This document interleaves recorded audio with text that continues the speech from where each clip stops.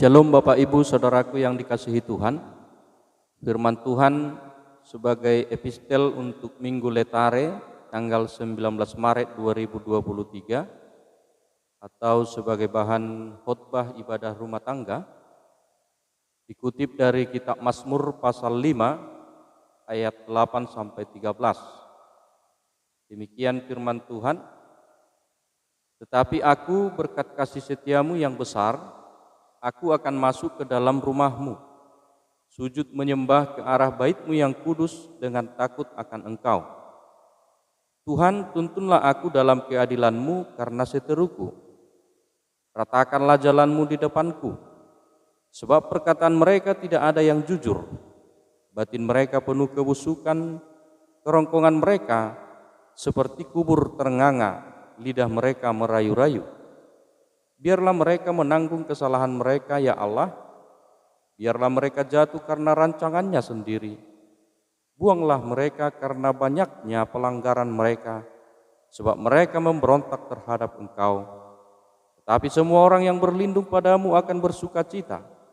Mereka akan bersorak-sorai selama-lamanya, karena Engkau menaungi mereka, dan karena Engkau akan bersukaria orang-orang yang mengasihi namamu. Sebab Engkaulah yang memberkati orang benar, ya Tuhan. Engkau memagari dia dengan anugerah-Mu seperti perisai. Amin. Demikian Bapak Ibu. Saudara yang dikasihi Tuhan, bersukacita adalah harapan yang dirindukan semua orang di sepanjang masa. Semua orang pastinya akan berusaha untuk mendapatkan sukacita dengan cara sesuai dengan keyakinan masing-masing. Ada orang bersukacita karena karirnya yang selalu meningkat setiap tahapan waktu. Ada juga orang yang bersukacita karena usaha yang dirintisnya dari nol berkembang dengan baik. Namun mirisnya, ada juga orang yang bersukacita karena kesusahan orang yang tidak dia sukai. Mudah-mudahan tidak ada di antara kita yang mendengar renungan ini, ya Bapak Ibu. Nah, landasan orang dapat menikmati sukacita atau tidak, biasanya itu akan bergantung pada karakter atau kepribadian dari orang tersebut. Saudaraku, penulis kitab Mazmur pasal 5 ini menyatakan sebelum perikop kita ini di ayat 2 demikian.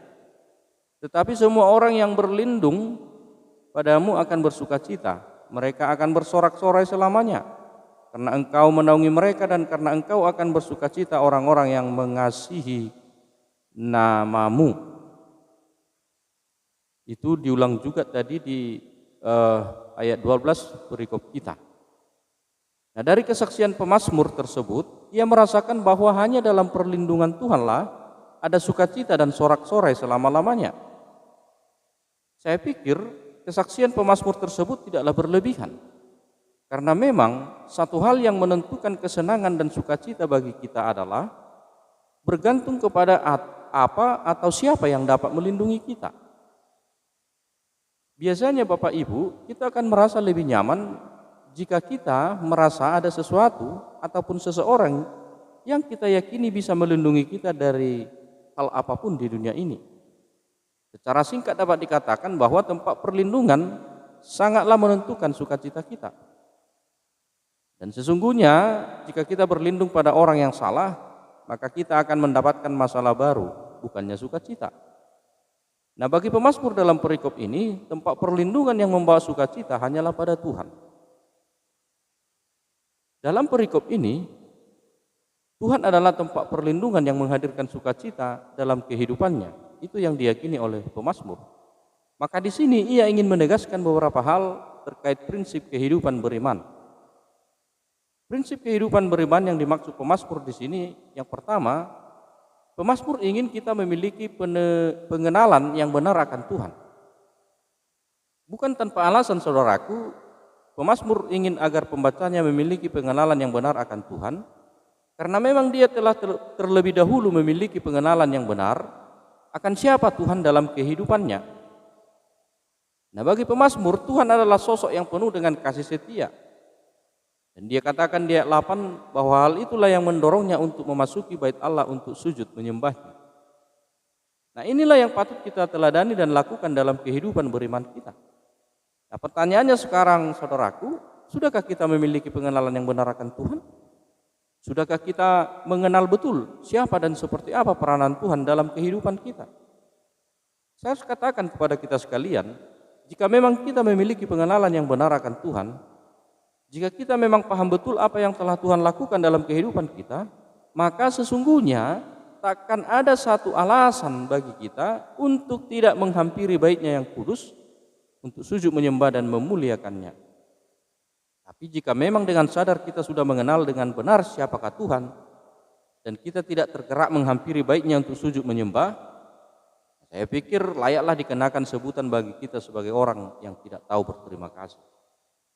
Nah, hal kedua Bapak Ibu, di sini pemazmur ingin agar kita menyerahkan segala perkara hanya kepada Tuhan.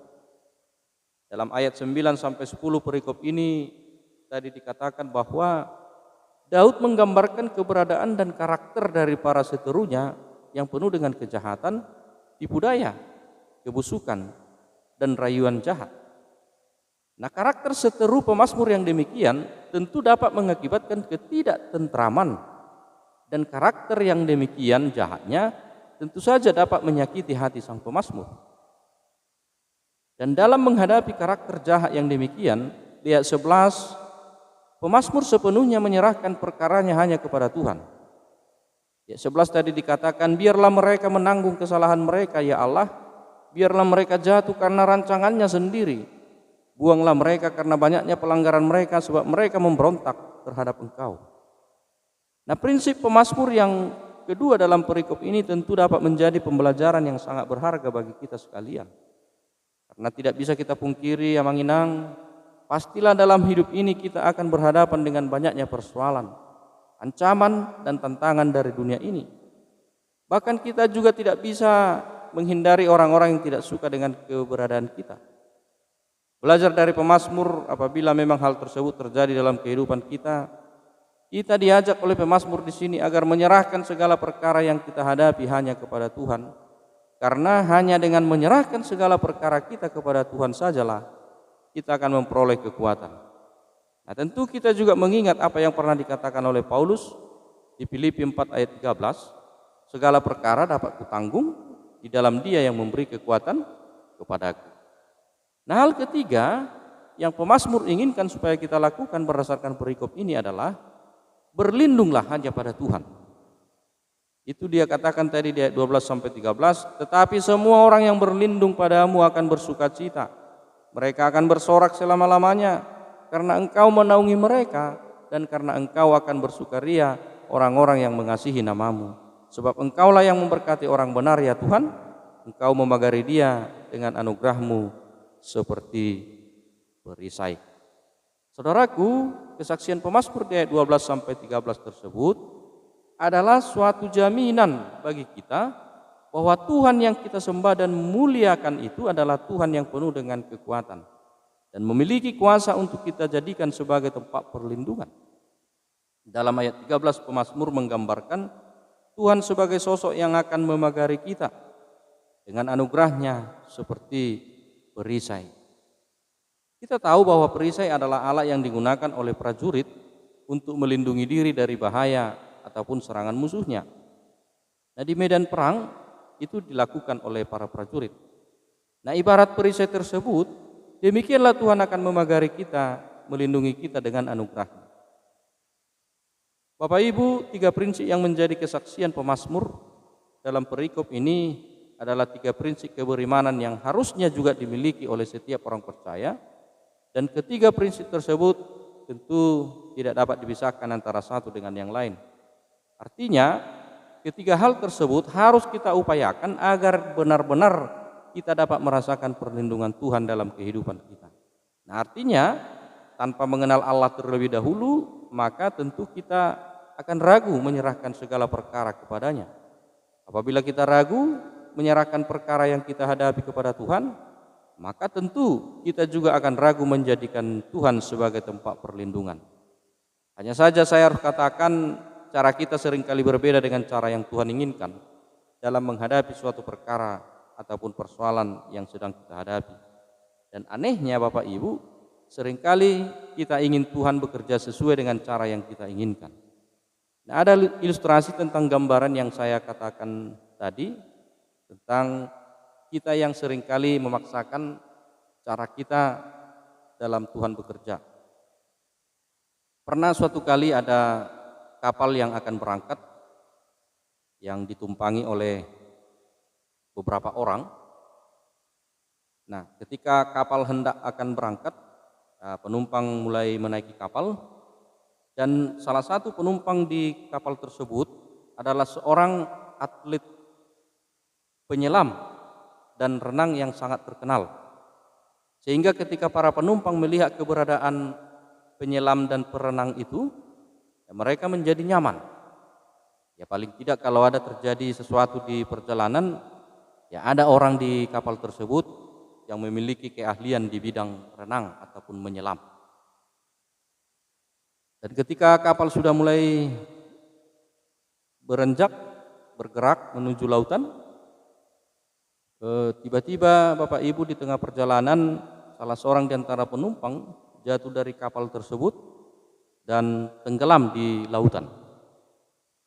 Dan ketika dia tenggelam, dia meronta minta tolong, mengebas-ngebaskan tangannya, berusaha untuk berenang, tapi sesungguhnya yang tenggelam itu tidak bisa berenang. Nah, dia meronta.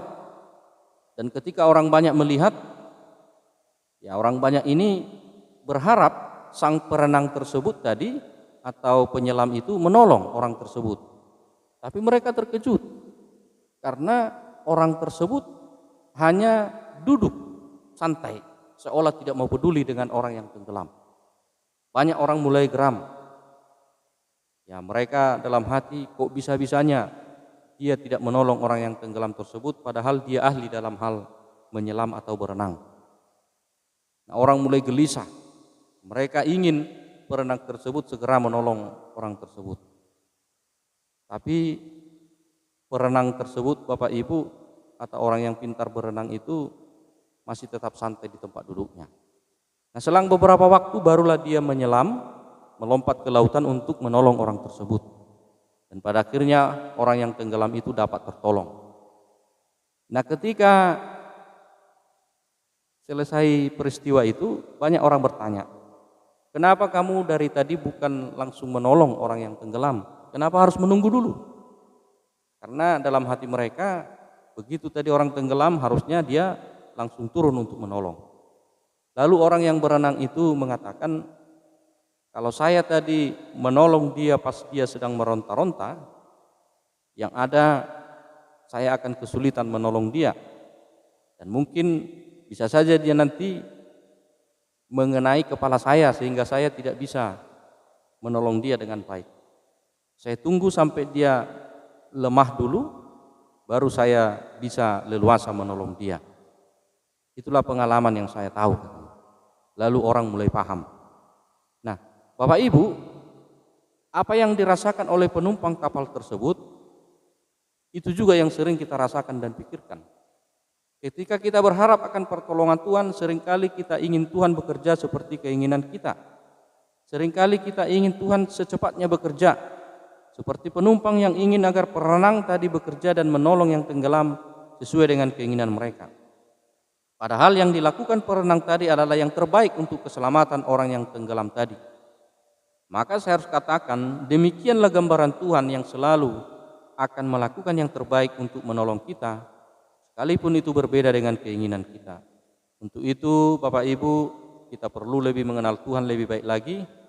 Kita perlu berpasrah diri sepenuhnya kepada cara Tuhan menolong dan menopang kehidupan kita. Kesaksian pemazmur ini kiranya menjadi kesaksian kita bersama, agar apapun yang boleh terjadi dalam kehidupan kita, itu tidak akan pernah bisa menghalangi sukacita kita dalam menjalani kehidupan. Maka belajarlah mengenal Tuhan lebih baik, belajarlah untuk selalu menyerahkan kepada Tuhan segala perkara yang kita hadapi dalam hidup ini. Dan terakhir, belajarlah untuk selalu berlindung hanya pada Tuhan saja. Tuhan Yesus memberkati. Amin.